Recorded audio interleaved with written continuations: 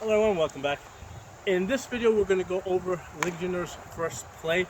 I've done this before, but in this video I specifically want to use a Type X. The reason why I think that's important is because the sword's going to move a little bit differently, and it's also likely that people watching this, they may pick up something a little bit differently in this video than they've seen it in other videos, or I might say something a little bit more differently, and it might be a little bit more clear.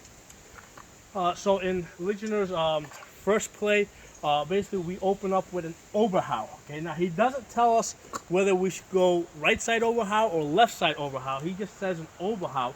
And what I'm going to do is, if you got shield here, you have a weapon over here, I'm going to strike between the two because I see a gap there. Okay, so that is the the most logical place to strike my overhow. So from out of measure, I'm going to strike. Okay, then he basically tells us to wind and thrust. So I'm going to thrust in, all right, and then from there he says snap over. So I'm going to snap over here. And what I'm doing is, as I'm doing this, I'm basically controlling the weapon, the opposing weapon with my shield. Okay. So again, strike the overhow, thrust, and then strike our overhow. Now, it is also possible to do this thrust. What I'm doing is I'm doing this palm up, and I've done a separate video on thrusts that you guys should check out. So because I'm doing my thrust palm up, okay, I'm set up to snap over to the left side, okay, for his work out on the left side. But what I can also do is, as I strike my overhow, right, I can basically thrust palm down, and what that's going to do is going to set me up for a work out to the right side. Okay, so if I'm basically palm up, I'm going to basically work out to the left side.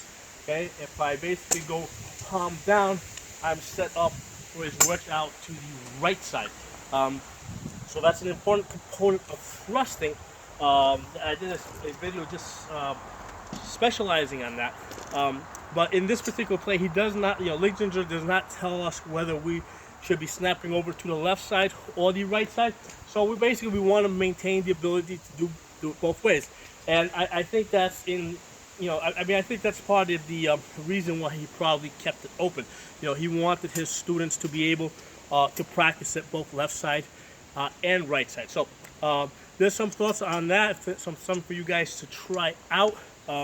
If you got any feedback or comments, please post them. If you like the video, give it a thumbs up. If you're not a member, subscribe. Talk to you guys next time.